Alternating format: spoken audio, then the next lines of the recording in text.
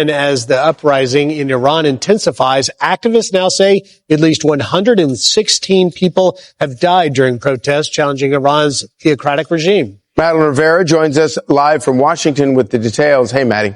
Hi, good morning. So it has been a bit difficult to identify casualties after the government cut off internet access. The death toll is climbing, though, yet the protests continue. More than 2,000 people have also been arrested. That's per the human rights activist news agency. President Trump has promised to intervene if the regime resorts to mass violence.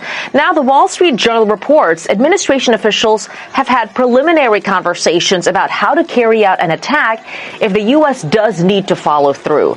The outlet reporting per U.S. officials, the discussions include what sites might be targeted. One option being discussed is a large-scale aerial strike on multiple Iranian military targets, one of the officials said. Another official said there was no consensus on the course of action and no military equipment or personnel has been moved in preparation for a strike. Senator Lindsey Graham posting a message on X saying, in part, to the Iranian people, when President Trump says make Iran great again, it means the protesters in Iran must prevail over the Ayatollah. That is the clearest signal yet that he, President Trump, understands Iran will never be great with the Ayatollah and his henchmen in charge. There are demonstrations in other parts of the world to show solidarity with the protesters in Iran.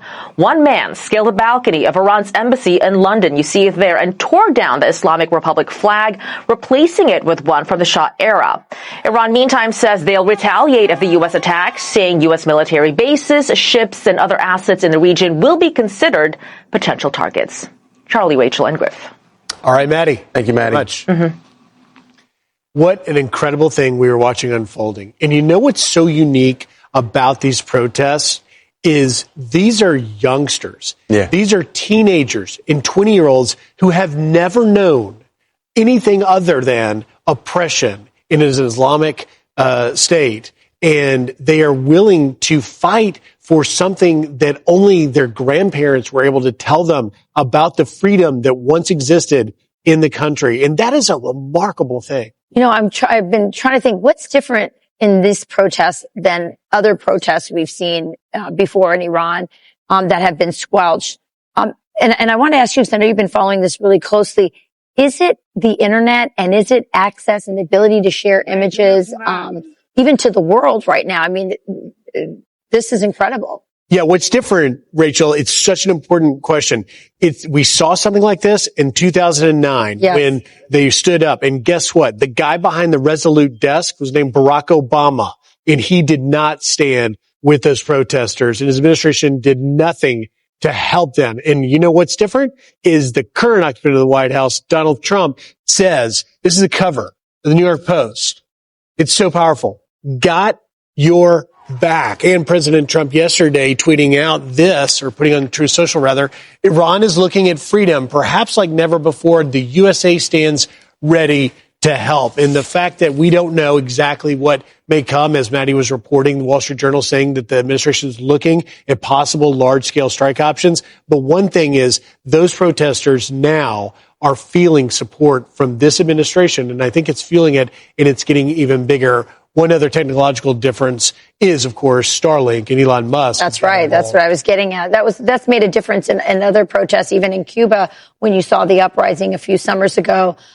They were begging Joe Biden to give them access to the internet. Fast forward to Venezuela, Elon Musk gave them Starlink, and they were able at least to be able to broadcast the oppression and not just the riots, but then the oppression that came after the protests. And to give you an idea about how desperate the government in Iran is right now, they have not only killed the internet, but they've also killed actually landline telephone lines. So in an effort to squelch this, and in some places they've actually cut electricity to parts of Iran, to parts of cities, to silence these people. And of course, it's obviously not working. And Griff, your point about, the difference between Barack Obama and Donald Trump is so important because, you know, most of our global politics and all of our Middle East politics have been defined by the bad actors in Iran since 1979. And what is interesting about it is that Barack Obama his whole new worldview was to hand control of the Middle East over to the mullahs of Iran, and it has emboldened them. And you probably added another 15 years to their reign because of that.